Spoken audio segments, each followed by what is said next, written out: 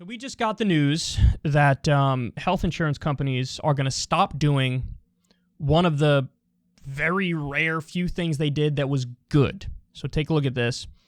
The days of full COVID coverage are over. Insurers are restoring deductibles and copays, leaving patients with big bills. Now, there were already, I'm sure, loopholes and stuff because we've covered stories of gigantic COVID bills, but there was a while there where they said no copays, no deductibles for COVID stuff because it's a pandemic and, you know, people really can't afford this and they got clonked over the head with it out of nowhere and like, what are we supposed to do? Now, we learned that the real reason the health insurers did this is because they were terrified that the government was going to mandate them to do it for free. So they said, no, you don't need to do that. We're going to do it voluntarily. Now, it was evil genius, that move. Why? Because now, you know, however long into the pandemic, they go, well, the pandemic really has no end in sight, so now we're going to start charging people. So if the government had mandated all the COVID stuff has to be free, that would have been in perpetuity. And it would have just had to be free. So they said, no, don't mandate it. We'll do it on our own. But then now, in the long run, they're actually going to make more money because they're saying, we're done with that. Now we're going to start charging you. So even when it looks like they're doing something good, there are nefarious motives, and it'll come back to bite you in the ass. That's exactly what's happening here. So let me give you some information on this. You might say, well, Kyle, be reasonable. They're struggling. That's why they got to charge now, because this pandemic hit them just as hard as it hit regular folks. So what are you going to do? You have a system. System works how it works. They need to be able to pay the bills, so that's why the health insurance companies have to start charging copays and deductibles now for COVID treatment. If you believe that, you could be forgiven for thinking that, but you're wrong. Because Anthem, for example, took $4.6 billion in profits in 2020, compared with $4.8 billion in 2019. And United Health Group, another example, reported $15.4 billion in profits in 2020, up from $13.8 billion in 2019. So they made even more money in the heart of the pandemic.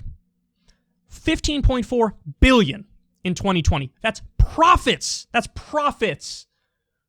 Oh, but they're crying power. Oh, we have to charge the copays and deductibles. I'm sorry, we have no choice. Oh, you definitely have a choice.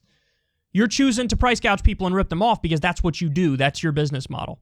So last year, according to the Kaiser Family Foundation, 88% of people covered by private insurance had their copays and deductibles for COVID treatment waived. So it was basically free for 88% of people. By August 2021, only 28% of the two largest plans in each state and the District of Columbia still had the waivers in place, and an additional 10% planned to phase them out by the end of October. Wow.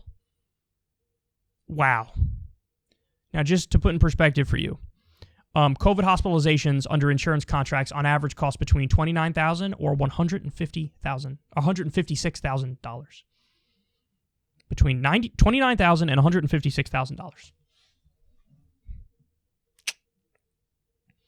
So with the copays and the deductibles, how much are people going to be charged out of pocket? It depends on your individual plan. The lucky ones will be charged maybe $2,000 or $3,000. Middle of the road is maybe $5,000. The ones who are screwed are 10 plus. I mean, everybody's screwed, but 10 plus would be a bad example.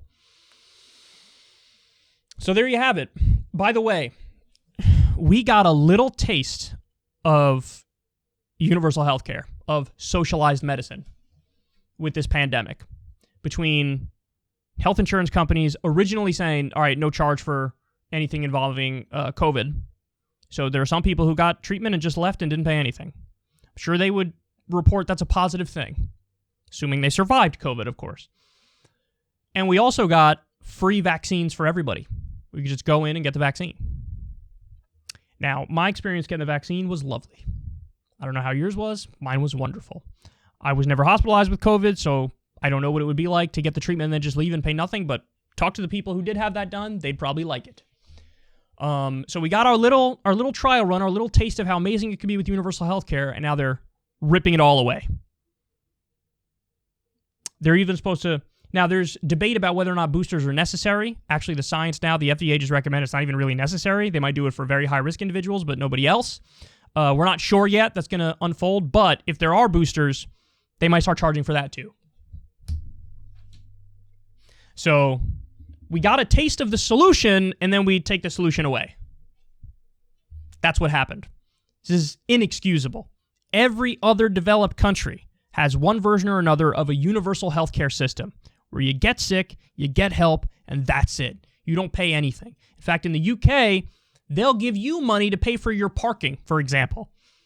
So you make money from a trip to the hospital. Go figure. Here, we waste all of our tax money on endless wars, trillions and trillions and trillions of dollars on endless wars, and giving money to the military-industrial complex, and bailing out Wall Street. But we don't have money for healthcare. We don't have money for education. Now they're taking away the little sprinkles that we had, little sprinkles of the solution of universal healthcare. And by the way, nobody's going to talk about this. Watch. CNN won't cover it, MSNBC won't cover it, Fox News won't cover it. If they do, it'll be a passing mention. This is the sort of stuff that deserves hair on fire coverage, because this is scandalous that they're taking away one of the few things that were good. Of course, you got to come to new media like this to talk about it, and that doesn't make me happy. Doesn't make me happy that we're one of the few talking about the serious issues. I wish everybody would do it.